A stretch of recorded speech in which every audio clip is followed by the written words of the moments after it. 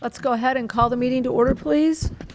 Regular meeting of Washington, Missouri City Council, Monday, August 6, 2018, 7 p.m. Heidrich. Aye. Holtmeyer. Aye. Moheski. Patke. Here. Pettit. Here. Scornia. Sullentrup. Waterman. Please rise for the Pledge of Allegiance.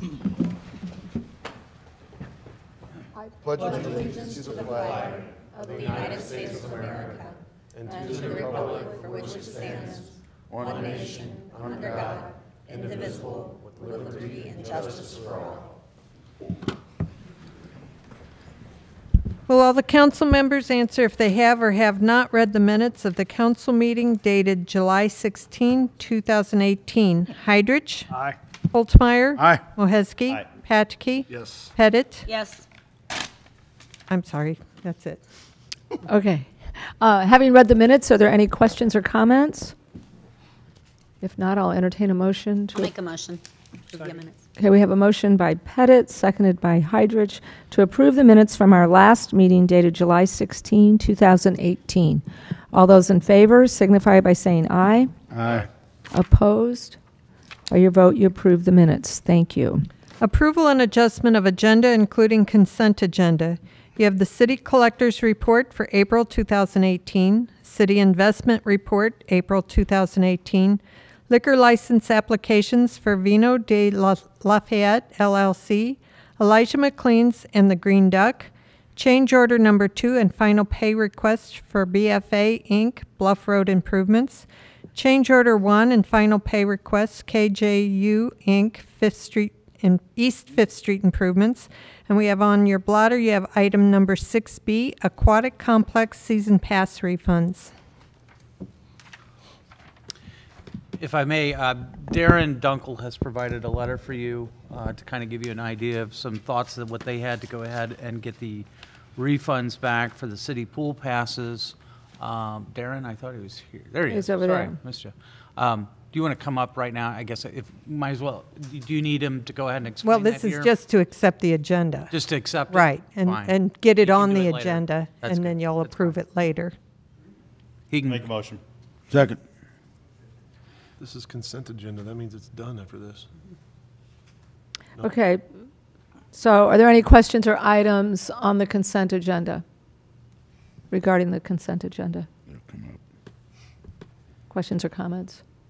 If not, then we have a motion to approve the consent agenda. I made a motion. We did. Are you with us? Jeff, you made a motion. Okay, we have a motion by Moheski I seconded it. and seconded by Holtmeyer to approve the items on the consent agenda. All those in favor signify by saying aye.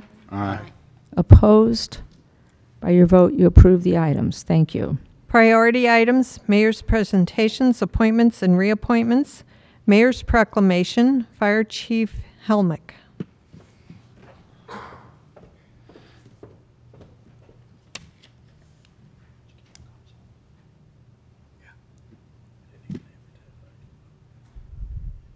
So this evening, we're going to recognize Fire Chief Bill Helmick with a proclamation.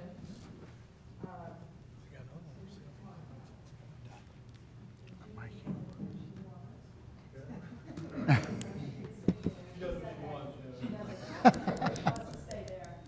So anyway, okay. So first of all, there's something else that I would like to present to you all, to the city of Washington. A few weeks. Your last day was right around July 1, and it was a couple weeks later, the 3rd, yes, in time for the 4th. Anyway, so but a couple weeks later, it's tradition that the fire chief post his retirement party, which he did. I've learned all this from Bill. Anyway, and so and apparently a lot of the fire chiefs who have retired around the country, even around the state, have done that. And so Bill chose this time to host his own retirement party, and I was privileged enough to be invited to be there that night. And it was a lovely evening, but one of the unique things that Bill did, true to his passion, was that instead of everyone giving him accolades and things, Bill was passing out awards to people from around the community. And he gave many awards out that evening. He also had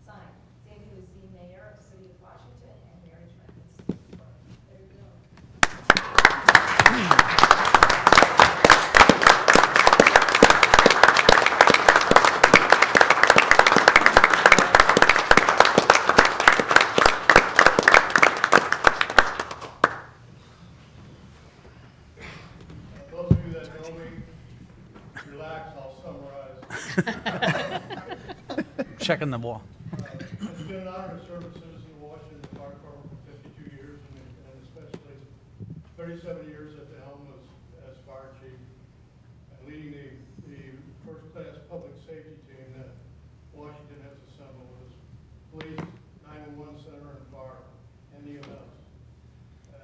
I couldn't ask for more. I look back in the rearview mirror, my conscience is clear. All I can say is proclamation is very moving, but I did nothing more than my duty. Volunteers, the oath that we take, for example, we talk about the positions we assume, the jobs we take, the ranks we get. It's merely a responsibility we voluntarily accept. That's what I did for 37 years as chief, try to do the best I could. My guiding light in talking to other chiefs, I've worked with the mentors that I've had throughout my career all around the country. The goal simply is follow the mission statement, was to sum it up, is leave it better than you found it. And I thank God that I think we've done that. And I appreciate all the help I've got from citizens. The letter to the editor I wrote pretty much summed it up. It was a great party. The only limitation was the size of the room. Everyone's hard work is big, and generosity is what makes it work and work together. Appreciate your help in the past councils that helped me, Mayor. I started with Mayor Rennie in 1981. So I've been in several administrations that I've worked with over the years, and we've got the job done. Thank you very much for this recognition. It's truly an honor. Thank you, Darren.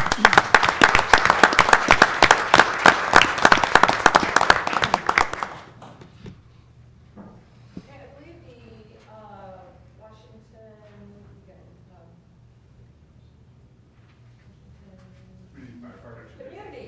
Washington Fire. There we go, the Fire Protection District. Couldn't remember what the C stood for. Okay, you also have something for Bill, Yes, right? we have a resolution of Okay. appreciation. Okay. Resolution of appreciation, July 3rd, 2013. Whereas, on May 3rd, 1943, the state of Missouri issued a decree of incorporation establishing the Washington Rural Fire Association, created to protect the unincorporated areas surrounding Washington, Missouri. And whereas Willard L. Palmy served as a member of board of directors of said association from his appointment to the board on September 6, 1980 until the dissolution of the association in 2016. And whereas Willard Bill Palmy faithfully served the Washington Rural Fire Association as a trustworthy board member and advisor, and was instrumental in funding and construction of Fire Station 5 in Crawford, the purchase of apparatus and budgeting procedures, and was also diligent in working with the campaign to convince the taxpayers to form a fire district and implement a property tax, which was successfully executed August 2016.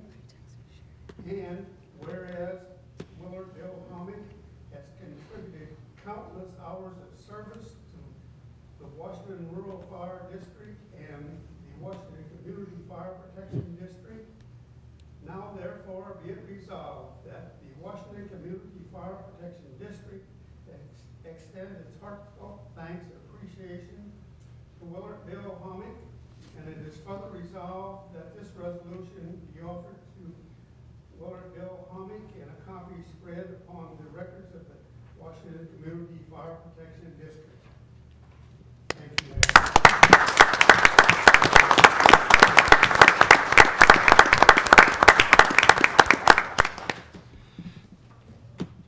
This could take a while.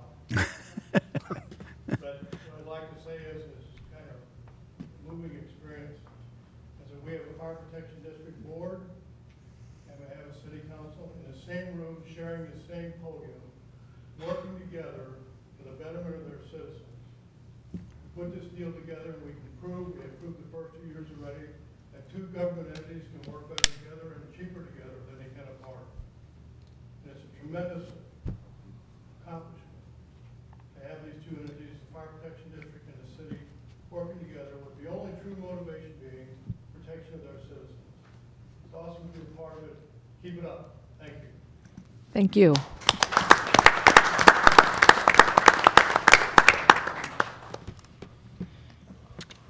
Board of Appeals appointment. Okay, this evening in your packet, I think they're on now. This evening in your packet is a appointment of Stephen Struberg to the Board of Appeals, and that term would be ending on June 2019. Any questions or comments? Make a I'm- motion. Go ahead. Second. Okay, we have a motion by Holtmeyer, seconded by Patke, to approve the appointment of Stephen Struberg to the Board of Appeals. All those in favor signify by saying aye. Aye. Opposed? By your vote, you approve the appointment. Thank you. Washington Historic Preservation Commission reappointment. Also this evening, we have in your packet a reappointment of Stephen Struberg to the Washington Historic Preservation Commission, and that term would end August 2023. Any questions or comments? I'll make a motion. Second. Okay, we have a motion by Pettit, seconded by Holtmeyer, to approve the reappointment of Stephen Struberg to the Washington Historic Preservation Commission. All those in favor signify by saying aye. Aye. Opposed? By your vote, you approve the reappointment. Thank you. Citizens' comments. Is there anyone here tonight who would like to address the council? Yes, I would. Please come forward. Uh-huh.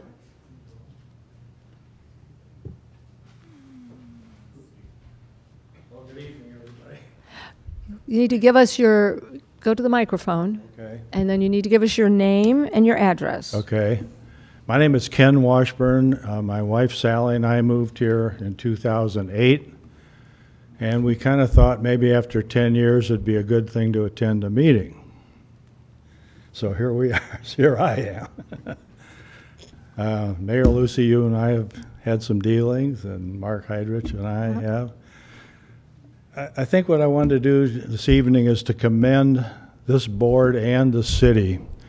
In a 45-year career, spanning 45 years, we've lived in 7 different states and as many cities or more than that. And moving here 10 years ago, this city is probably the most well-managed, responsive,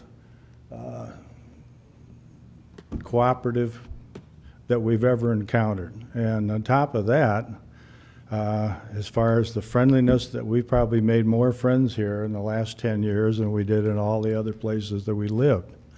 So I hope that puts in perspective for you, because it's just something you probably don't realize what a great job you're doing. So Well, thank you. yeah. We did have another couple of comments that I talked with Mark about.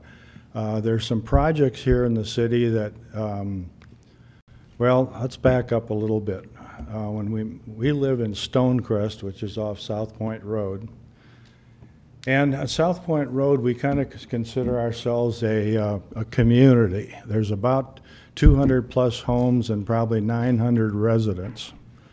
And when we see some of these projects, I think the most current one is this new car wash that's going to be at a highly visible 5th Street. Many of the residents are quite upset by it, and we realize now it's too far along to do anything about it. But what I wanted to bring up is, and I think Sal and I talked about this at one point too, and we won't go into this this evening, but what are the procedures for approving a project of this magnitude and this visibility? A city like this, to us, that's very historic and very attractive and has a wonderful history, to put something obscene as that up on that highly visible corner, it's almost saying, welcome to Washington, the car wash capital of the world. I think we have, what, 7 or 8 car washes currently? I don't know. I don't know. I think, yes, I think we do. And of course, now we're getting a car wash and a dog wash. So, anyway, enough said. I just wanted to pass that all along to you. Well, let's make sure you understand real quick. We can't prevent any business from coming into town as long as they follow code. It doesn't matter if it's 18 car washes. You cannot prevent a business from opening up here in town. There are no standards or regulations or? There are zoning regulations that are in effect, and they're basically broken down to permitted uses, special uses, or those that are prohibited in those zoning districts. So there is a document or regulation? Absolutely, there's our zoning code. Okay. And if you are within, for example, the C2 zoning district, which is what that car wash is located in, that is a permitted use within that zoning district. Okay. So the procedure for them to go ahead and get approval is just simply to come to City Hall, apply for their building permit, and once they meet the building codes and are issued a building permit, it is not a public. It's not open to the public in some type of public forum like a public hearing. It's not subject to go to Planning and Zoning Commission. It just goes, as a matter of fact, that's a use that the code would encourage to go ahead and be in that zoning district. There are some districts and there's some areas of town actually where there is another review even if something is permitted. For example, in our historic downtown area, we do have a local historic district. If there are improvements that are done within that district, even though they may be permitted by zoning, if they have certain things that they do to the exterior of the building, they could be subject to go before a Historic Preservation Commission, but even that board has limitations. They can make them come there to review that, but they cannot require them to go ahead and make any changes. They can make recommendations, but they can't make any changes. That's the only other place in town where you have that additional review of maybe what a building may look like. And that's not to say that the city couldn't do that if they wanted to go ahead and felt the need to go ahead and look at other developments and get to, you know, some type of review of what the exterior product it looked like on the building, et cetera. They may want to go ahead, but in the past, the city has chose not to go down in that direction. There's been some times where we've had buildings that were erected in the city that were, people said, wait a second, we don't like that. I mean, I'll give an example of one. It was the Napa Auto Parts store, I know years ago when it was on High Street. That Napa blue that they used or whatever, there were some people that were concerned about that. But, as we said, it's just like the car wash. If it's a permitted use, you're able to go ahead and build that building regardless of what the color you choose to go ahead and put on the outside of it.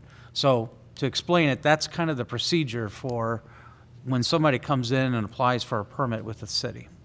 So, Do they have to submit plans and drawings and the car wash? yes? Well, Absolutely. Any project? Yes, absolutely. I mean, it's all Okay. subject to our building codes.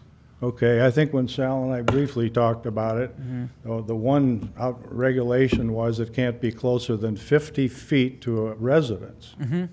I mean, would you like that car wash 50 feet from your house? Isn't there some? I think, and that's what triggers a special use permit if it's within 50 feet of a residence. And the case is with this, it was not within 50 feet of a residence. So they're not subject to a special use permit. Again, it's permitted. Well, down that road that's going to be the access road to it, there is a property right at the line where they did the construction. Right, but it's separated, I think, in this case, by a right-of-way. Well, no, you actually don't include the right-of-way in that 50 feet. It says excluding right-of-way, but when they submitted drawings, they did a line from the closest residential to the actual, it's not the property line, it's the Right. actual use. Okay. And I think it was 128 feet or something like that. So we have- if it's all it would have been within 50, it would have been subject to a special use permit. Okay.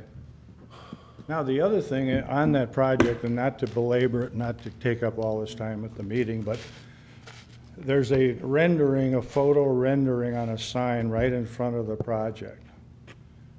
They are increasing the height of that project in actuality probably 20, 30 feet from what it's showing on the rendering. I mean, did that have to be approved, that they have increased As long as the that is size of it? subject to, as long as that is included in the building plans, if they put a rendering up there that maybe not fit exactly, I'm not aware that the rendering is different from what, all I know is they have to submit those building plans to our office. We review those. If it meets the building codes, we issue the permits and move forward. Okay, so you were well aware of it. Like I said, I don't review those plans. I haven't seen those, so I don't know how many feet or how many stories that building was supposed to be. It's a one-story building, and we do review all site civil plans, which would include the elevation and the hillside and things of that nature. We review all those. It did meet all city code, and I know our building department reviewed pretty extensively to the requirement, the building plans as well. So I know as you're driving, I believe eastbound, it does look like it's up on the large hill, but keep in mind, that hill was there prior to, and the building will be at street grade on 100, actually just a little below. Not 100, I'm sorry, on 5th Street. I think it's 2 to 3 feet below, actually, street grade. So I understand as you're working eastbound, it does look like, because that's the hillside that goes up to it. Now, that will be seed and strawed and maintained to required city code. But it does look taller, but it does meet city code. Okay, yeah, because it doesn't look like the rendering itself that's on the sign. And I mean, we don't review renderings. I think if we were to a special use situation, I think we have the ability to do so. But in a situation that's permitted, a rendering is it's just a rough idea of what it's going to look like. So I do believe that building. It's not subject to an architectural review board, I guess is what I'm trying to. Oh, okay, that's kind of what I was. Yes, it is yeah. not subject to that. Okay. Well, again, moving here as we did, and we were so impressed with the historic value of this city, it seems like a big slap in the face to have a project in such a highly visible place. We have a beautiful bank on one corner, a beautiful hotel on the other. We have a well-established nursery business next door to that. And some of our residents even mentioned, according to the drawing, and you might take a look at this as you go along, it looks like the most beautiful decorated landscape portion of the project is on 5th Street. It's actually reversed. So the workings of this project with all the vacuum cleaners and everything else, you probably know, what that is, but enough said. Let me conclude real quick with that. And I believe there's too many car washes in town, but the market dictates. I mean, ultimately, at the end of the day, if we have 7, how many did you say we had? I think we have existing 7 or 6, and they have the 2 new ones going The up. market will dictate whether all 7 stay around. What's that? I said the market will dictate whether all 7 stay. Well, it will. Yeah. So I hate to. There have been cities that we have lived in where a car wash or a highly trafficked type of business has been a place to distribute opioids. And there's no way to substantiate that. There's no way to factor that in. But, okay, thank you. I Okay. appreciate Thank you, Mr. Washburn. Thank you I for thank coming you. in. Okay. Mhm. Was there anyone else? Report of department heads, Stormwater Management Fund payment request. John? Okay, good evening. I do have 2 other items as well after this that are not on the agenda. Last week, or I'm sorry, 2 weeks ago, I was submitted a letter by BFA Engineering regarding the Wilson and Company building at the corner of Rainbow Drive and Duncan Drive. It's a 2-story building. It's under construction right now. I'm sure everyone has driven by and taken a look at it. A part of that, they've requested to modify their plan, change grades, things of that nature, collect more stormwater on site, and then route that underground to existing storm sewer on the north side of Rainbow Drive. And in doing so, they're requesting to pay into the stormwater fund in lieu of construction of oversized pipes or any other detention that may see fit. And my letter, I believe, kind of explains that. So of this and of the engineering study that was submitted to me, there was a 0.14 CFS increase. 0.14 CFS increase is it's not a very substantial increase.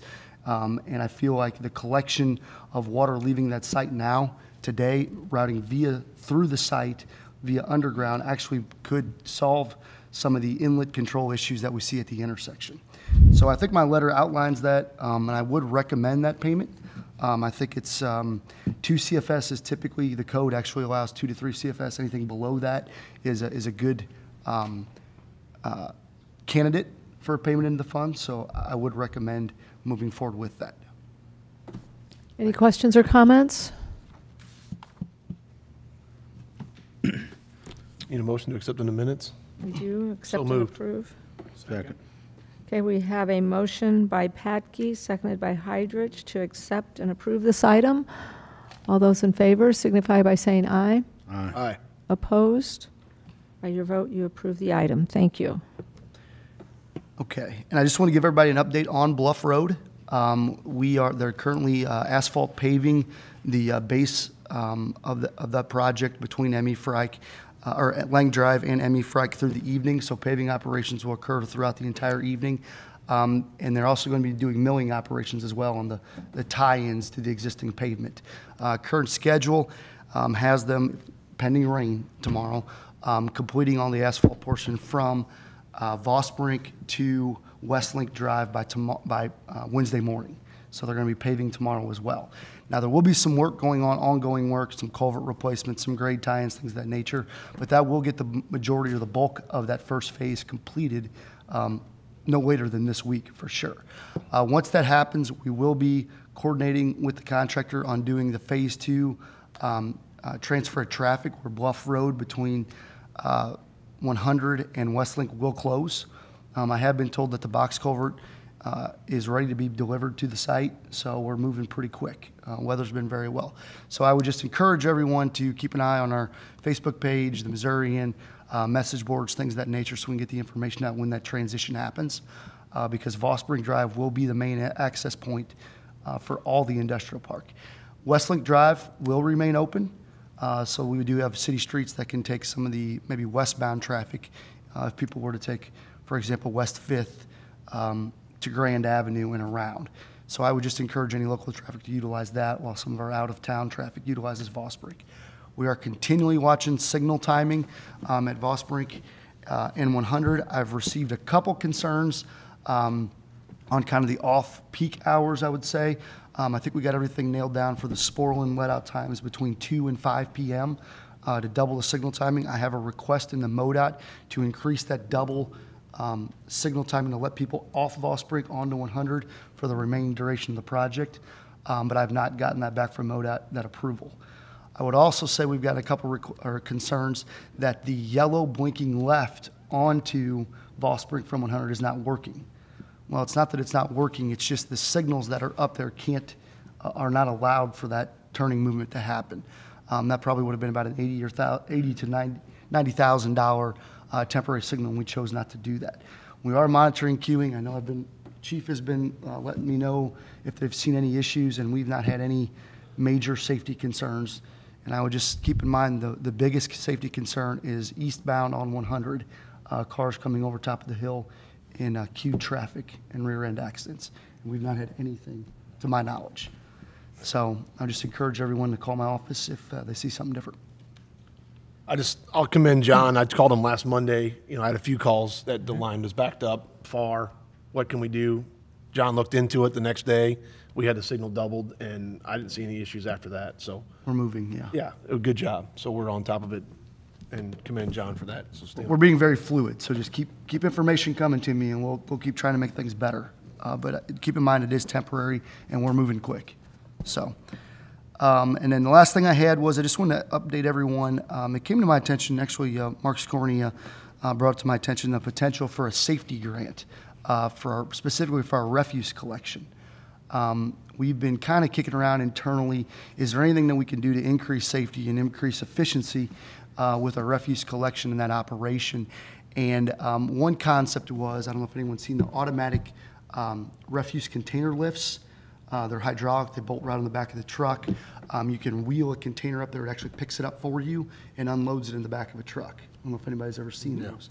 We do not currently have those on any of our trucks, except for large dumpsters. This would be kind of more of a refuse cart scenario. And it appears to be eligible for the MEM or our insurance safety grant. Preliminary cost estimates around $28,000 to fit every one of our trucks. That would be 4 refuse collection trucks and 1 recycle truck, with this $28,000 total with this type of improvement. The grant is eligible for up to $10,000 to pay for materials only. The deadline is actually tomorrow, so I've submitted the grant with no There's no submittal fee, there's no nothing. We have the ability to resend it if we feel like that's not a direction we want to go in.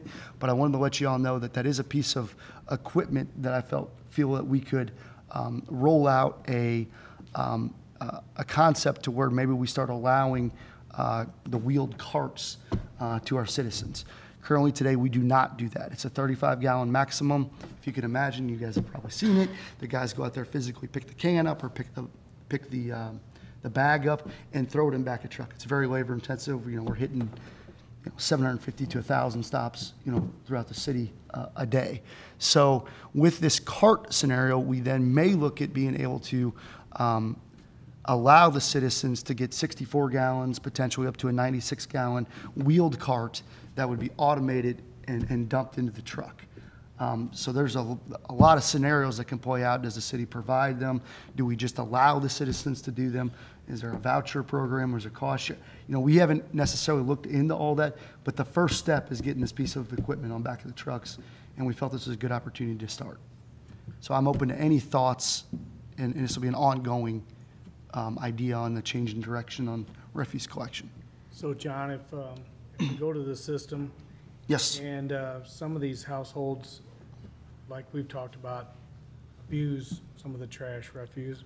So if they got 12, 14 bags still sitting out there, what do we do then? If we're Well, that's part of this discussion is that currently today, the code, there's no maximum on number of bags or number of cans. I mean, there just isn't one. There's a maximum on the size and a maximum on the weight that we have been actively kind of ratcheting up enforcement a little bit, maybe.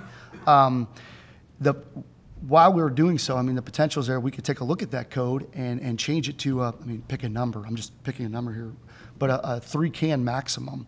And one idea would be is that if you have 3 35-gallon cans, we're not getting rid of your 35-gallon cans. We're just saying if you want to go to larger cans, they have to be this specific item that fits our equipment. And if you put a 3-can maximum at 35-gallon, that would still leave it open to a 364 or a 396, and you may get the capacity. You got 14 bags, in your example, maybe the capacity of 396s meets that code and you only have 3 cans sitting out. So you leave that customer service open, you help our guys out because we're not lifting 8 cans in, and the customer actually gets a better product or a better customer service. That's one idea. I guess I question how fast this apparatus is, It is going to slow our guys down. It is slower, and I will say that is a potential positive to the situation. I don't know. I can't quote necessarily maybe some of our insurance claims, but we've had some situations this summer on hot days where our guys are working too hard and they're running from stop to stop, and we're working on modifying the routes to try to take place of that. And we're working overtime, I think 3 times a week right now, and 2 days we're not. So it's a route modification as well. But if you have 3 cans sitting out that you're walking over, grabbing, throwing them back in the truck, setting it down, grabbing another one, going back, if you could take place of 1 can that you wheel out and put it on the truck, I would say it's a wash or pretty close. Are there incentives from the insurance provider? I think it's a grant through them. Is that what you said? That's exactly what it is. Okay. It's a $10,000 grant through MEM, Missouri Employers Mutual, I believe. So it's an offsetting. It's not 100%. It's more of it's probably a 35 to 40% offset. But if I can get 10 stops in a day to do that, that's 10 less, stops that our guys have to pick up. And quite honestly, I think if you started seeing these type of containers, I know there's one, the other trash man actually has one at a commercial business right here on 4th. That's a 96. It's a brown canister that you see. If you start seeing those kind of roll out, I really think the public would. I think there are enough given orange an stickers option. on trash cans right now that people will be Well, incented to And there's a reason. participate. Yeah. Yeah, and that's the thing is there's a reason. I mean, we're trying to Sure. be as customer friendly as physically possible, and I say physically because I mean these guys are working their tails off to get this stuff taken care of, and we just think that this is a pretty low hanging fruit item to really improve the efficiency of it and really be more customer service oriented. I mean, I think it's Well, and positive. don't lose sight of the potential of saving somebody an injury. That's the other That's thing. and So that is that's a huge- concern with That's where it our starts. trash shaggers, and that's one of the reasons why this grant's available is Right. through that. But I'm actually surprised we don't have automated trucks at this point, not just this little one, but a physical design Arm. truck for that. Yeah, an arm automated type truck you see. And we've looked into those. I think I've gotten just some preliminary cost estimates. I mean, you're $600,000, $700,000 for just one of those vehicles. Now, they do take the place of one, potentially an employee having to do that work that we could use in other spots around town.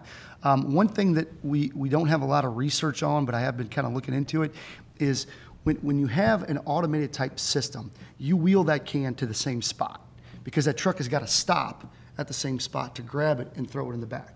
And what happens is those trucks stop at the same location at every stop down the street. You start seeing pavement failures at every stop. No different than if you're up on 5th Street at 47, you start seeing rutting in the pavement because trucks stop every day at that location. Well, and our option. but now you're talking once a week, though, not every day. So we Well- really have those ruts. Well, I know I think it's, I can't think of the city in St. Louis. I want to say it was. Maryland Heights is experiencing Maryland major Heights problems is, right now. and I know Kirkwood, I think, was having some issues too, what Tony has told me, because you're not moving those wheels around on the pavement. I mean, that's a concern. How do I quantify that concern? It's hard, but I can tell you these downtown streets are thin. There's not a lot of asphalt, there's not a lot of base. Right. And I really worry about that being an unforeseen concern. So I have no problem continuing looking into it. I just don't know if right now's the time. Our cul-de-sacs barely handle our trash trucks now. The automated They're trash trucks longer. are even longer and a lot heavier. You're talking, Alleys. you're going to turn around, you're talking 3-point turns every time they get a cul-de-sac. Well, and I would That's also- what's going to wear out pavement. Well, and I would also add to I didn't think about that, but the alleys themselves are 12 foot wide, and I know Rand Street's one we have issues with, and physically just getting our trucks in there now. So one way to fix it is you just make people take everything to the street rather than in the alley. But you can kind of see how that's a big change in how things have been done for so long, and we'd have to get through that, if we went to this automated. So there's pros and cons for sure. You think one of those trucks would service the whole city? I think that, well, I don't know if I've looked that far into what it could do. I guess my point being is if you had one of those trucks and still use one of the old trash trucks to get all the odds and ends there, that might be a way of looking at it as well. For sure, and another unforeseen is parked vehicles. Right. If you're wheeling, if you got cars parked on the streets, which you see a lot of, how do I get to them? I can't get to the actual containers. But they have that same problem in every other city. You Well, just gotta right. Work it out. You gotta figure it out. Yeah, I'm just giving you the pros and cons. And the other option is you would mandate people to have that trash can here. You could do that.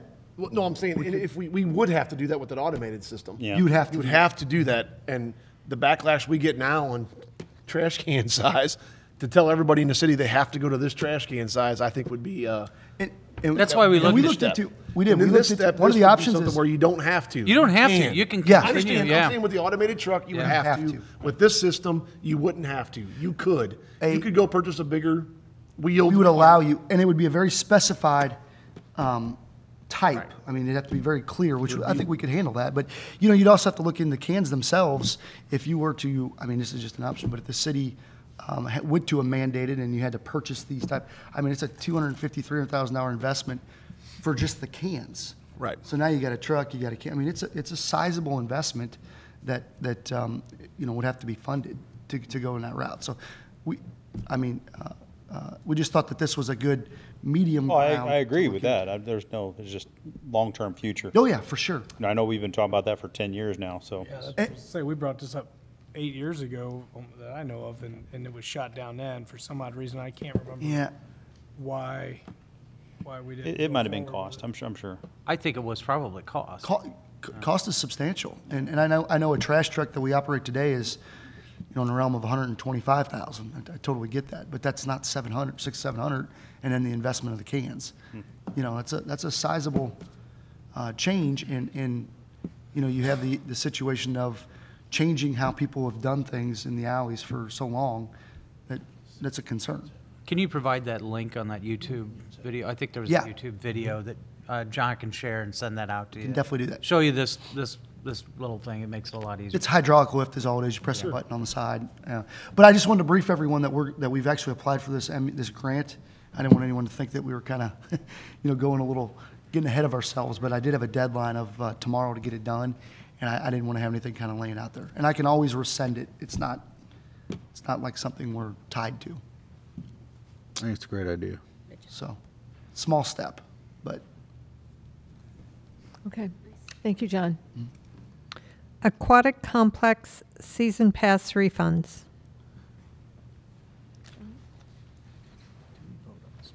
Yeah, I have a couple things for you tonight. First is the aquatic complex season pass refunds. As you are aware, on July 21st that we had some failures at the competition pool with a pump and a motor going out. And at that time, it was determined that it'd take over 3 weeks for the replacement, and that put us right at the end of the season. And so we have been shut down since that time, and we have received several inquiries about the season passes and about the refunds with that.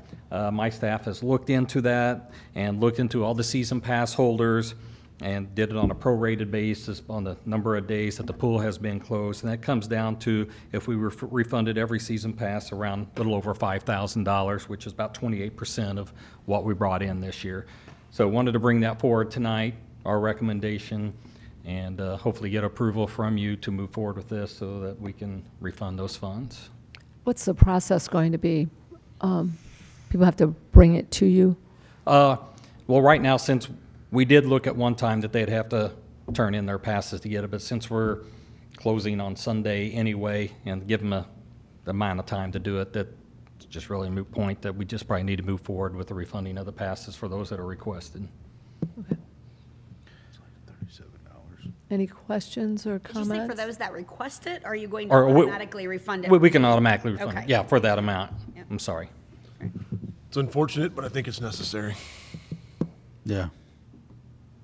I have had questions about, so it was the timing of the repair, not the cost of the repair? That is correct. Okay, so we would expect that by next summer, we could Yes. operate the pool. Yeah, we are currently working on that, and that's the next phase of this, that we're looking at the cost on that. Not that we're not going to repair it, we will repair it, but we're looking at the cost. Can we rebuild the pump and the motor, because it's a 30-year-old pump? Is it even worth rebuilding it, or do we need to purchase new?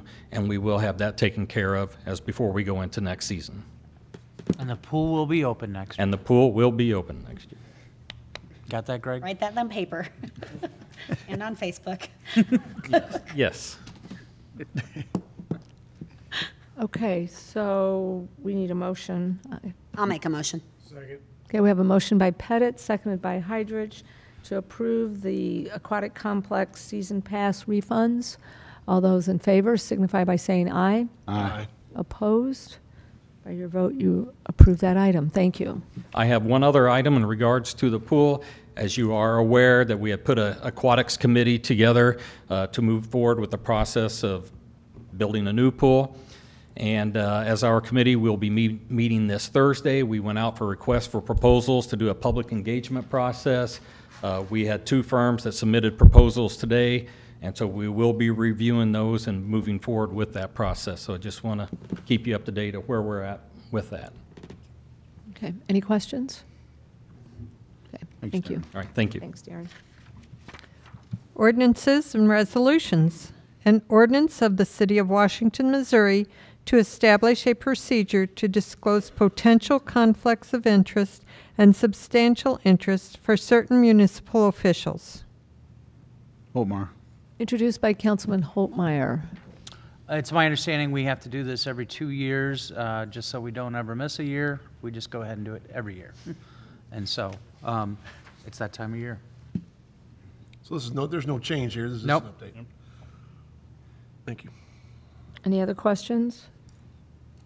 An ordinance of the City of Washington, Missouri to establish a procedure to disclose potential conflicts of interest and substantial interest for certain municipal officials. Holtmeyer. Aye.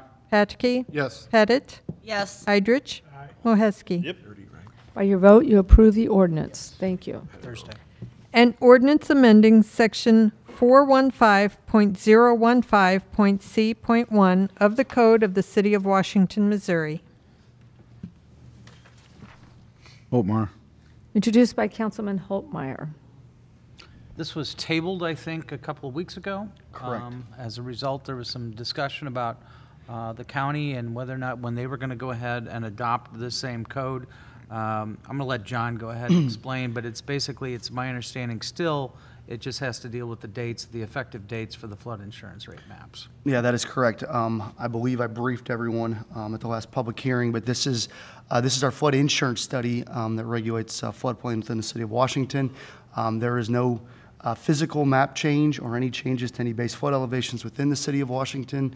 It is essentially, we are, I guess, a portion of the overall flood insurance study for Franklin County. I was able to get some information on what was changed in Franklin County, and I believe the city of New Haven had a change that removed a portion of their downtown from a certain flood zone because of their levee. So it affected New Haven, but in doing so, it changes the effective dates for all the other communities, including Franklin County. And that is the procedural change within the flood insurance study. I did also ask SEMA after our meeting last of what were the consequences per se, positive and or negative, of not doing so. And we do have around $14.4 million in flood insurance or insured citizens within our jurisdiction. And by not passing this by that September 14th deadline, it does put some of those in jeopardy because we don't have an effective flood insurance study. Now, keep in mind, I don't know how that works with the insurance industry. It's just that's what SEMA has been telling me, that there is some concern within their organization, as far SEMA, being that we don't get this done quick enough, that we can't get that to FEMA quick enough. I will reiterate again, there is no physical map change. What I mean by that, no BFE, no lines move. Everybody that had a letter of map amendment prior to, or a letter of map revision prior to, is still effective. It's just the effective date on the front of that change is because of the overall parent FIS changed. John, does SEMA have any concern whatsoever if we go ahead and pass the ordinance with effective date before Franklin County does? No, I actually asked that question to SEMA because I was not sure what other communities have done, and they've indicated that Union, New Haven, and a few other, those are the two that they indicated to me, have already passed this. So there is no, putting the cart in front of the horse per se. We're separate jurisdictions, and we regulate our floodplains on our own. So there is no, one has to go before the other. Do you see any reason why we would have to go ahead and wait for the county to hold that hearing? I think we're separate jurisdiction, separate organization. We essentially, we regulate to a higher level than the county does anyway. So they really don't tie together. It's just if we don't do this, we can't regulate to anything because nothing's effective. So this is an effective flood study that doesn't change any physical map or any base flood elevation or anything within the city, and that's what allows us to regulate floodplains. So anything that the county, when the county approves theirs, they're not approving ours. I mean, they're approving the unincorporated Franklin County. That's exactly correct. And so that has really nothing to do with ours because It's we're just within all city the limits. jurisdictions are lumped together into one flood insurance study. Okay. Makes sense. So, and I would, I mean, with the sake of time and I would recommend moving forward with accepting this because, like I said, there is no map change that has occurred. Any questions of John? Okay, Mary? An ordinance amending, Do we have? Anybody has? Do you have a question? Sure. We'd like to speak to this if we can, Your Honor. Uh-huh. Okay, thank you. I'm Charles Schrepfer. I live at 1701 East Rose Lane, Washington, Missouri. I was here last time, and last time it seemed like it was an important issue that if county passes this, we had to pass it. Now it don't seem that important issue. So instead of looking at the county's part, we had a little opportunity to look at this, not much. We'd like to put all this on the screen, what we have, and there's a lot more information out there that we should get and bring forward to the council so you can make a good decision on this. When we looked at this, we found out that URS did the study of creeks in Washington, Missouri. They did not did a study of the Missouri River. Now, I don't know, maybe you can tell me, Your Honor, did BFA study the Missouri River? Do you know? I do know that answer, and no. we I did don't not. know that answer. BFA did not They study did not. Missouri. Who studied the Missouri River? Because URS did not study Missouri River. Do you know who did, John? I believe the Missouri, I'm trying to think, there's a couple contractors that FEMA hires to do so. One is a company called Amec Foster Wheeler. I can't specifically tell you the exact of who did the Missouri River. Okay. Was that somewhere around 2009? I believe it would have been in that time frame, yes, because that's when you saw the floodplain of the Missouri River elevate. Okay. What our situation here is generally when FEMA brings something like this forward, they give you a 90-day review period. And that gives the property owners opportunity to voice their opinion. Now, I understand they're not changing the elevations or anything, but what they're telling me is that they are changing the date of it from 2011 to through 2018. But also, we're changing the flood insurance study number. That's this number down here. So if we're getting a different flood insurance study number, then my question is, are we still staying with the same engineering to back up the old floodplain insurance? Are we doing no engineering at all? Because the new book that John gave me has no engineering, no hydraulics to back it up. And when I looked at it, we found some problems. And I'd like to share these. I wish I had time to put them on a screen. But I went ahead and went to Flood Partners, and that's a part of FEMA that you can look on there, and it shows you where the floodplain and the floodway is on different streams, even where your home is. So I went on there, and I did the Missouri River, and right here is a picture of the Missouri River at Highway 47 at the bridge. And the Highway 47 is a green area, shows floodplain. And then the floodway is the part over the stream, more or less. And here it shows no floodway at all, and it shows our floodplain. It shows the floodway way up on Highway 47 That's true. by the hospital up there. Now, that's something that's wrong. And that's what we wanted to look at and check. And if I may, I'd like to pass this around. Like I said, I'd like to put it on the screen. The red marked area is a floodway. And generally in the back of a floodway, there's a floodplain, because how they figure it out, they come out with the width of the floodplain and they bring it into the floodway over the stream and say this is a floodway. And that's what they did there. Now here's another picture of Front Street at Market Street, where they build them beautiful condominiums down there. Wonderful thing. They're also in a floodway. Did you get high-rise, or what is that? You got to build in a floodway, you got to get a no-rise. Yeah, there's a mechanism FEMA allows for. There's a lot of background. Okay, so the elevation models, there's hydraulics. I'm really going to get in the weeds here, but there's hydraulics that are done on the Missouri River. There's hydrology, which takes into effect the amount of water that comes from the sky or runs off on a farm field, for example. Hydraulics takes into account the actual creek channel or river channel itself. And then you also have the other component, which is topographic data.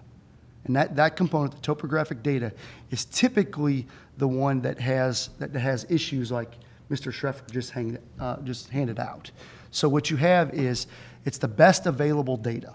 So when the engineers or the consulting firm that did the engineering on the Missouri River, their best available data at that time was an elevation model that went out to 10 meters. So 10 meters is, it's only accurate to a 10-meter area, which is the best available data that they have.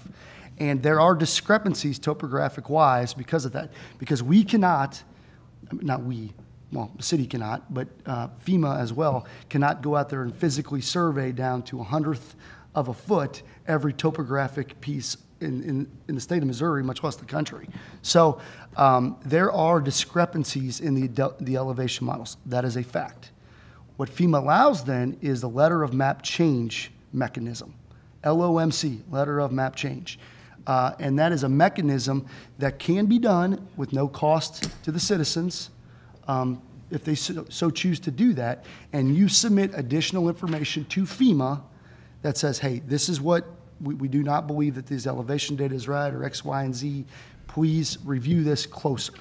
They send you a letter back. It's usually a 45 to 60-day process, and that's the mechanism to take care of some of these issues. Now, one problem is it puts the onus back on the property owner. That is a fact. But that is the mechanism that the federal government allows for the individual property owner to go through. John, can you explain a little bit how that process worked the last time that the city looked at the maps? And I guess it was 2011, and we had contracted with BFA to go ahead and relook at some of those areas because we had our own concerns with regards to that. And I think the council at that time chose to go ahead and contract with BFA to find out that information, submit it to FEMA, and make those changes. Was that a letter of map change? At that time, the actual maps themselves were under review. So we were being issued physical map changes, physical map revisions, which triggered a 90-day review period. The city identified that there were some issues, specifically in the Dawn Valley subdivision, where you saw floodplain heights jump by almost 4 feet. And seeing that, they went back to the drawing board, took a look at it and said, what's going on here? Why is it jumping 4 feet in elevation? In doing so, the city took their own dollars to do a more detailed study. So in the FEMA study, they can only zoom out or zoom in so close. Right. It's like if you did a watershed study over City Hall, that you may get a different answer than if you did one over the entire city, because it's a more detailed look. Federal government does not have those kinds of resources to get into the weeds, but they do allow a 90-day comment period, and they do allow the communities to put their own resources up front to essentially do a more detailed job. So we have, as a city, have invested a lot more with regards to make sure that those maps are much more accurate than what FEMA already had. I mean, I would definitely say that if you, in the watersheds that we have within the city of Washington, I think they were broke up into 3 to 4 sub-watersheds, so sub-areas that had different input points along the creek channel. So I would say that you could argue that it's 4 to 5 times more accurate than what FEMA set forth. So I guess my point in asking him that question, we've got considerable investment in these maps already that we went out of our way to go ahead and make sure that they were accurate. So I guess that's why I really don't have too much hesitation about moving forward with, especially on something where it's simple as an effective date. I understand Mr. Schrepfer's bringing up issues of stuff that he's saying that, FEMA didn't do a good enough study at the time, et cetera. And as John has pointed out, FEMA's only got so many resources at their disposal to go ahead and make those maps correct or, are as close as they can. We've taken those additional steps to make sure that those were done. So I just don't want to see us, question all of this stuff that we've spent a considerable amount of money to make sure that some of these homes were taken care of. Like John said, we had a 4-foot change in elevation. So. And I would just say, I mean, the discrepancy that Mr. Schreffer handed out is 100% due to topography and how the survey was taken. It was not as detailed down, just no different than, you may be off by a foot or two on your backyard, as far as elevation goes. And that's where FEMA allows this mechanism of letter of map change. And I know our citizens took advantage of that. But we as a city, we didn't take advantage of changing that to where it's at the elevation it is. Is it advantageous for us to take Highway 47 out of that? Is there the structure itself is out. I mean, that's not a. But according to that map, it shows that it comes all the way up on Highway 47 or the bridge approach. And there's a bunch of houses in it. The bridge itself is not in the floodplain. It is elevated above, regardless of what the hatching shows. I'm asking, is it even necessary? Well, I guess it depends on how much more you want to go ahead and spend on. Is it even advantageous is what I'm saying. Well, I would say, and I don't know the specific numbers sitting here tonight of how many of those houses that are underneath the floodway that have already been taken out by a LOMA. I believe it was 100% of them already out. So they've already filed the paperwork, and they have the data to give to FEMA, or the flood insurance people, saying that I'm 40 foot up on a bluff, you guys made an error. So yeah, we could go look at making the maps reflect that, but you don't gain anything by doing so. So the map that was just passed around, for example, is there's an error in it, and the LOMA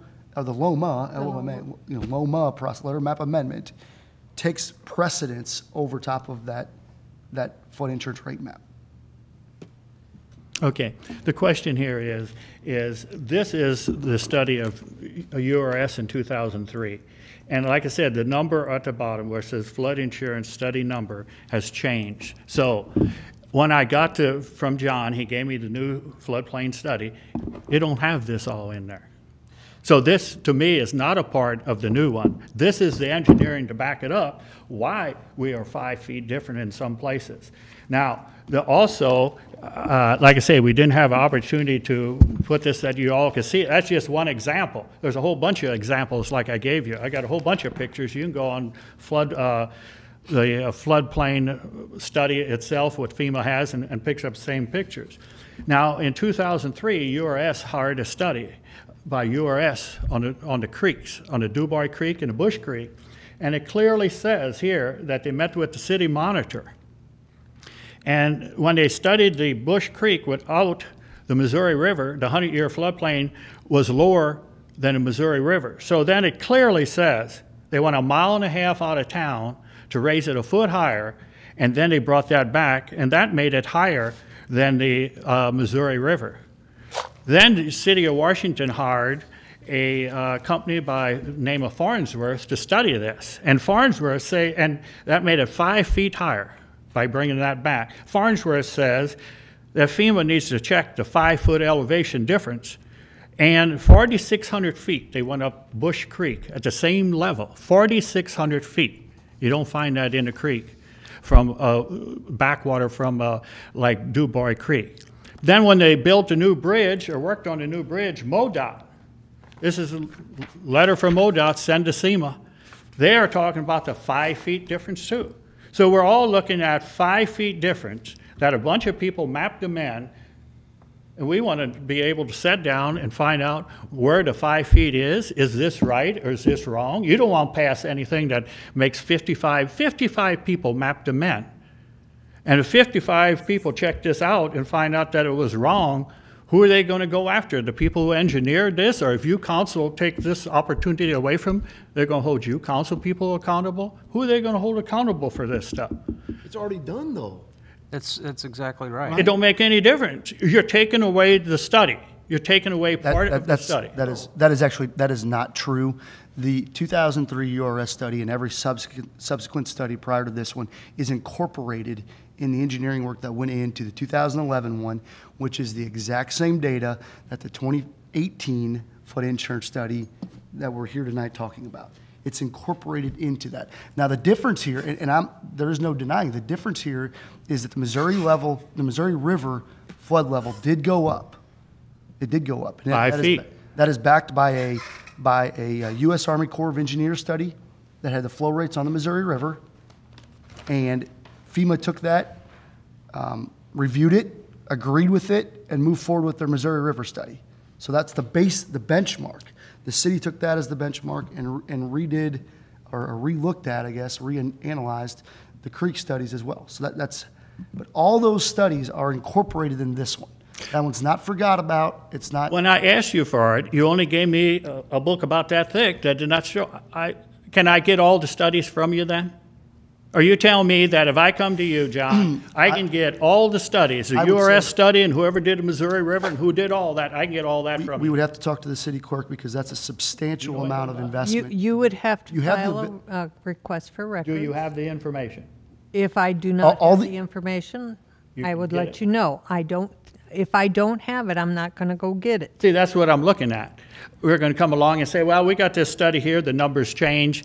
We don't have that information anymore. That information is readily available on FEMA's website. And right now, the information, we can request it on Sunshine Request and get the information. If you change this and that's not a part of it, I know what he's saying. If it's not a part of it, I didn't get a part of it, then it's not a part of it. And 55 people mapped them in, and if they find out later that they didn't have to, whose responsibility is it? Because you're taking a lot of responsibility here to the council by taking this thing and changing it. I guess my question, Charlie, would be, what are we changing? What are you changing? You're changing the number and the date. And why are you changing it? We got the same thing. Why are we changing it, Darren? Because we've got how many millions of dollars in policies within the city Yeah. that are dependent upon the city to go ahead and adopt that. And in 1982, That's why. 1982 to 2011, we didn't make any changes like this. Pacific is not making a change on this. I told you last time, the St. Charles County, they all not making changes. It's just Washington, Union, and Franklin County making the change. And now, New Haven's making a floodplain change, and that's on the Federal Register. You guys are making the changes because you guys changed it in 2011, and we're saying it's wrong. We want to have an opportunity. And by FEMA standards, we're supposed to have a 90-day review before you change any of this stuff.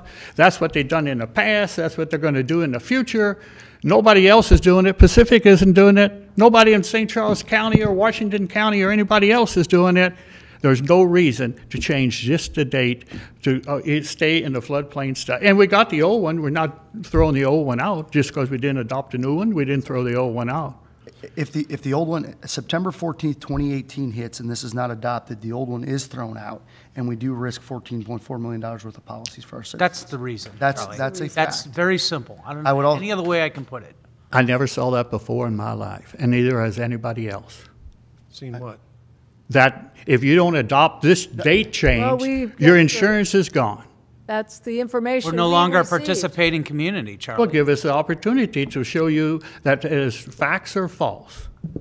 But you want to, if Oh, I I'm asking understand for this time. correctly, Charlie. I'm asking you for want to time. debate I'm the asking numbers for from time. 2011. All I'm asking is for time. Right? And you have plenty of time. If you would have waited like you promised us when a county adopts theirs, that would give us enough time to bring you the information, put it right up there on the screen so everybody in Washington, Missouri can see it, and all the council can see it, and everybody can see it, and we can bring all that information by that time. Well, I proposed that at the last meeting, that we needed more time to look into that and not. Look what we propose this found way. you, sir. If you want to talk, let me talk. We want to do this not before Franklin County. But after talking to John and through all this process, we're not changing anything. We're only updating the date. Just like we did a while ago in the established procedures as well as potential conflict of interest. We have to update that every year, update that every 2 years. We're updating the FEMA process, or the SEMA process, FIS process, every 7 years, 6 years. Never They done asked for that. before in the history of FEMA or SEMA.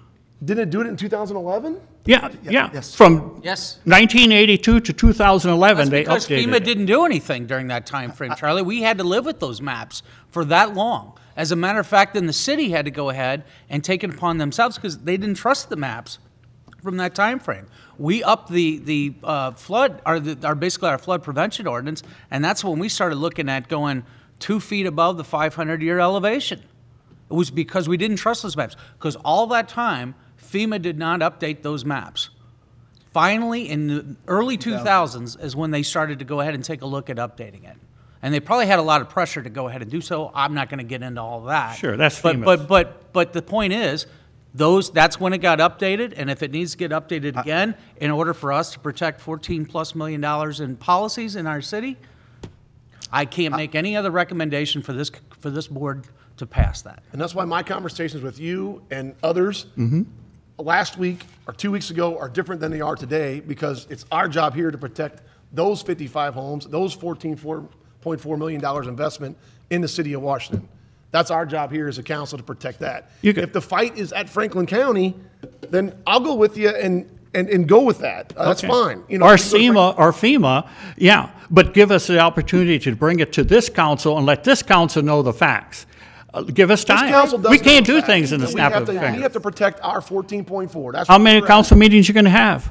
2 more before they think. You can wait till next month and pass this. And it's not going to change. That's the point. What's the difference? That's the point. What's the difference? You wait till next month, the first meeting the next month, and say, look, if you didn't bring us enough information, that's it. We'll thank you for giving us the time and the opportunity to put it right up there on the screen, what the problems here are. You can't wait till next month? Charlie, What's the we've difference? already read the ordinance this evening, and we have an introduction of it, and now it's time for Mary to read it a second time and for us to vote on it. Once we have that introduced, we're in the middle of it here. Okay. We believe that, All I can and ask we the- are sure that this is this is what we need to do. There is no change, but this is what we need to do. So we're kind of in the middle of the stream here. Sorry for the pun, but we need to move forward with what we're doing right now. Well, I'm going to ask the council to vote this thing down tonight and give us a, table it, vote it down or table it. And the reason is to give us time to show on the screen what's all wrong with this study we have today. And it gives us we should have the 90-day opportunity to check this out. We should have had that, and we didn't have Change that. anything in Washington. Well, we'll just let the council So vote. I'm going to ask you guys to do that, and if you vote for it, I don't know, you might have the liability of it instead of the people who put this together. We don't know. We'll have to check it out. We will check it out. Thank you very much. Thank you, Charlie. An ordinance amending section 415.015.c.1 of the Code of the City of Washington, Missouri. Holtzmeyer? Aye. Patke? Aye. Pettit? Yes. Heidrich? Aye. Moheski? Aye. By your vote, you approve the ordinance. Thank you. An ordinance annexing 16.8 acres of the City of Washington, Franklin County, Missouri. Holtmeyer. Introduced by Councilman Holtmeyer. This is the ordinance to annex that portion, that Camp Strader tract over on the western side of town off South Old Pottery Road. That we had a public hearing on when it was joined with rezoning a piece to R3, as well as rezoning two additional tracts to C2. If you remember, you passed the rezonings 2 meetings ago, and we decided to wait this time for anyone to submit protests to the annexation. I did not receive any, and I don't think Mayor received any official protest. If you remember, we got one for the rezoning, but we did not get one since the public hearing for the annexation. Any questions or comments? An ordinance annexing 16.8 acres into the City of Washington, Franklin County, Missouri. Holtzmeyer? Aye. Patke? Aye. Pettit? Yes. Heidrich? Aye. Moheski? Aye. By your vote, you approve the ordinance. Thank you. An ordinance authorizing and directing the execution of a contract with BFA Inc. for construction, observation, and testing services for the Bluff Road Improvement Project. Petke. Introduced by Councilman Patke. This is the ordinance that I briefed you on last week on the contract to do testing for the Bluff Road project, specifically asphalt testing, concrete testing, and the assistance of general construction observation with our department. At this current time, we just need some assistance on getting that taken care of, and I would just ask that we would move forward with that. Just because the scope of the project is more than we can do. Correct. It's an elevated scope of work. We have no way to test asphalt. It's always best to have a third party doing testing for you, just in case of discrepancies, and the ability for us to the manpower available with everything going on. We don't have that available to us.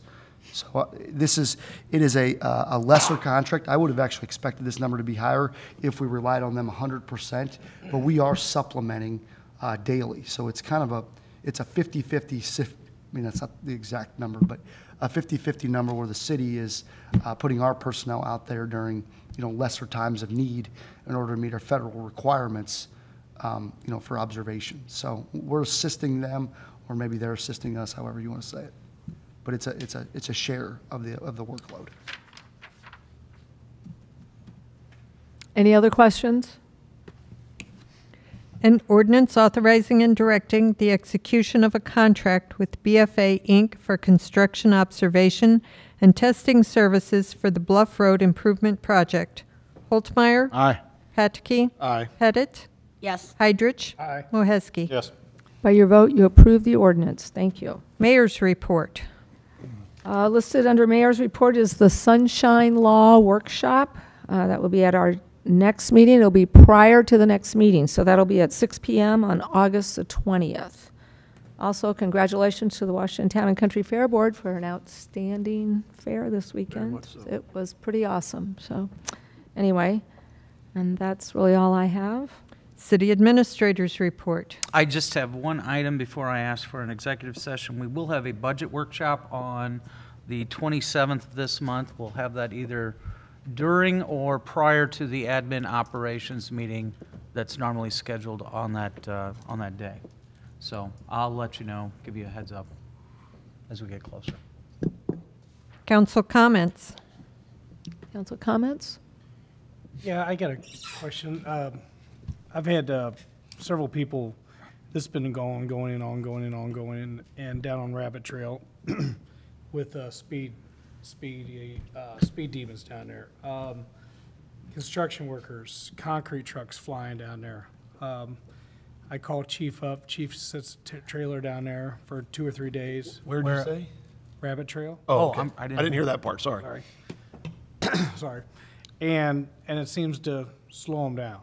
You know, it seems to slow people down. I understand we have trouble all over this town, but I would like to look in.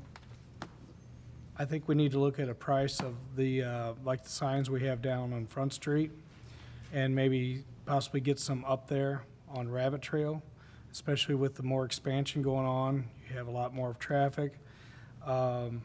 There's 2 or 3 incidents, kids almost getting hit coming out of Phoenix Park Trail down there because people were flying so fast. I've experienced myself watching the speed that goes down there. So I would like to request to look into some more of those signs because we just can't keep a trailer down there nonstop. And are those signs seem to be working, Chief, down? I mean, is it We've making not done people any aware? traffic study like on Front Street to see what the median speed is with the signs, so that's something we should probably do. I would also add that we are evaluating them right now. They are a little intermittent when we have sustained days of cloudy weather. So it's kind of a work in progress. We're just trying to gather information. They work. I'll pick a number. Maybe 90% of the time. It's just every once in a while we have sustained days of cloudy weather. With that being a solar system, I need to look into to see if it's a battery situation, if it's a warranty situation. But I've been working through that with chief's officers to try to. But overall, I mean, I think they've worked well. Anytime you have a speed display that people see their speed, the largest percentage slow down. I mean, they become immediately aware that What are the costs of something like that? what they're doing. Didn't we get a grant for those? We got or a grant something? for We got- those. We Good time. received some money We for paid those. for No, we paid for those We- outright. Yeah, we paid for those. Oh, yeah. I thought. I want to say they were 8,000 total. I believe. Right around 8,000 total, and our street department installed them. Each? I think that was together. For the pair. And this is something that's been brought up at the traffic committee. That's what I was going to ask. if Front this has Street been- is our test site. Say again? Front Street is our test site. That's where we're looking at. Would this be something we would consider using in other portions of the city? Well, that was the initial thing when we got them, that we could move them at any time and put them in other locations. I don't think about moving. I think we could roll them out in other locations depending on, I don't know what the mechanism of doing that would be if we wanted to allocate dollars to do so, or if I think we discussed if the subdivisions themselves wanted to work together to assist with funding them. I know that was talked about, but there was never a mobile component to it. And I don't think that could even be done with this type of. No, the only mobile component we have is our trailer. Initially, I thought when we were looking into those, that they could be used. You could take them out and put them somewhere else, but you'd have to have an infrastructure. It's not necessarily mobile. That's what per se. I meant. They could be taken out. Yeah, they're all bolt on. I mean, you got a panel you got to take off. You got the clamps on the actual poles themselves. I mean, they're not really mobile. I mean, they're static signs that it would take effort to move around. I wouldn't recommend doing something like that. Okay, But well, I understand that. We need to make more of an effort on Rabbit Trail. This has been going on and on and on, and I bring it up constantly, try to bring up down at 100 Rabbit Trail, what can we do? We never seem to get anywhere there. We keep letting people build houses back there, and just more and more traffic. People are flying. Concrete trucks are tearing those streets up. Delivery trucks, but what do? You got to get construction material back there. I understand. But the speed is out of control, I'm telling you. I don't know if you want to hear it, but another access would be a great help. Well, Off and of Beaker Road. that's where I voted against that last expansion until they bring in another route, but that wasn't the case. Then you could even make. It's Beaker gonna Road happen, truck. but That's the way it is. Like say it. That might be growing pains. Right, but I don't have an objection to Mark's option to see what those signs cost. I mean, because essentially, is it just northbound or is it southbound also? Oh, it's, yeah. both ways. So essentially, we're putting a sign on two Well, we sides can of look the into road. what they cost. Correct. We look Don't into you- what it costs, Don't you right? typically go ahead and get a speed study done? Yeah, we would. Take we it would- to your traffic committee? We would initiate it at the and review traffic it? committee, Okay. get a speed study done, and it would start that process. Because, I mean, we have to substantiate how bad the traffic situation is first. Do you know when the last speed study was done on Rabbit Trail? No, I've not. We can pull, those records we can pull out. Well, let's don't put the trailer down there while we're doing the traffic study, so we can No, obviously we see wouldn't. how fast they're going. But then We don't- after we we get don't the do that. traffic study, if we can get that trailer down there, move it around a little bit, up and down Rabbit Trail for maybe a week, chief, I don't know, if keep it out there 3 or 4 days at least. We can do that, it's no problem. I just know I know it's everywhere in town, but we just, somehow or another, we need to get to slow down. Thank you, that's all I got. Anything else? Ward 3 is fine. Doesn't sound like it. Your turn.